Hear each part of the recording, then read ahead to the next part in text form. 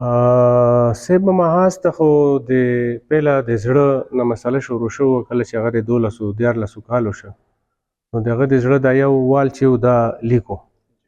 نو سکول ته تله او په لارې باندې د هغه ته دا مسله شروع شوه او بچو واپس راویسته خپل کور ته نو موږ هسپتال ته بوته او هسپتال کې ډاکټرانو د هغه معاینه وکړله ایکو ټسټ یې وله وکړو نو هلته ډاکټرانو دا وویل چې د زړه دا یو وال لیک دی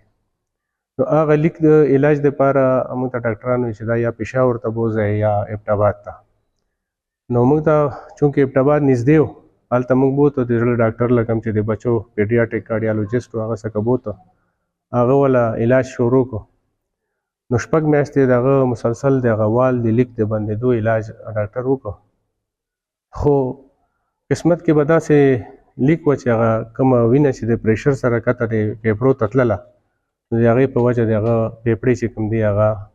ناکاره شللې نو هغه بیا موږ چې وزیر اعلی صاحب سره ملاقات وشو او هغه د معاذ جانې د علاج دپاره اعلان وکړ چې د ده په علاج چې څومره خرچه راځي هغه به صوبایي ګورنمنټ برداشت کوي خو معاذ جانې بیا د ژوند تمه نه وه چې هغه ته بیا سلطان وهاب صاحب او ما په خپله کلمه وویله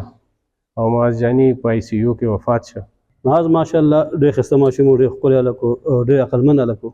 په سکول کې په کیل شعبه کې هر څه کې ډېر مخکې و نو دغه زړه بیمارۍ د راسه خراب شو هغې نه بعد هغه د پېپړو بیماري راوختله ده څخه ډېر متاثره شو خراب شو علاج خو ماشاءالله د منډه تر اوسه پلار اوس هم ډېره کړ ده خپل خپلوانو ټول اوس هم منډه تر ډېره کړ ده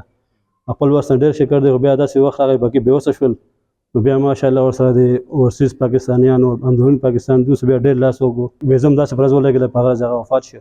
د معاذ علاج معالجه چې کومه ده هغې باندې دوم کوشش کړ دی او بیا خلکو هغې کې هم دوی سره تعاون کړ دی خو د دې د وس نه خبره بیا بار وه نو مونږ خو دا ویو چې د سره خلکو دلته کې تعاون دوی سره کړی دی